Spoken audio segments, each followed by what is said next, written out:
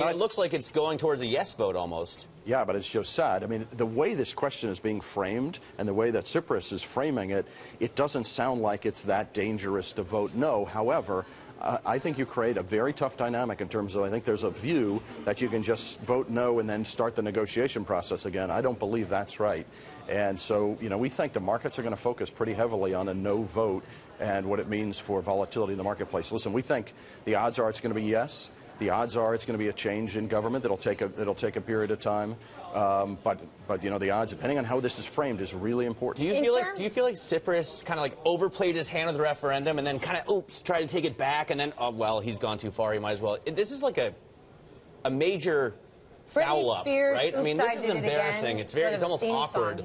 Listen, I think there's been an amazing amount for weeks now of posturing and game playing and negotiating theory on how to do this, and now I think they're in a very tough spot. Now, listen, in terms of the market's perspective, I think the ECB is going to be very strong about it. I think comments you're going to say to Merkel and others will be very strong about the strength of the Eurozone. But Rick, in terms of investing then, does it put you in a tough spot? As you said, we've had weeks of posturing and game playing. You are one of the biggest market participants across all asset classes. So do you sit on the sidelines at a time like this? Do you look for dips and buy? How do you play? It's a great question. It's a great question. So, you know, you think about, by the way, I'm just amazed at the persistent focus on Greece. In fact, it is such an insignificant part. It's 0.2% of the global economy. It's just tiny and insignificant. That being said, markets tend to focus on one thing at a time, and it's created a tremendous amount of volatility because of potential contagion. What do? You know, you look for opportunities in the marketplace. You know, you have to run a lower risk. You have to run higher levels of cash positions in portfolios because this thing is going to shake up markets for a while, and markets are going to focus on it despite the fact that its importance is not terribly significant. Cool.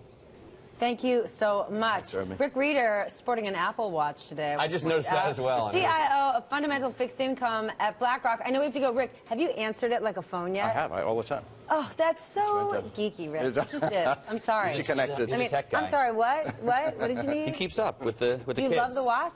I love the watch. It keeps you connected in a bunch of ways. He loves the watch. He loves the Tesla. So much cooler than you might think. Rick Rieder, CIO of fixed income at the BlackRock. Surprisingly cool, right? Surprisingly cool. All right, with the economy... It's like an advertisement for a beer or a cologne. Rick Rieder, surprisingly cool. Trust us. If you meet him, you'll feel the same way.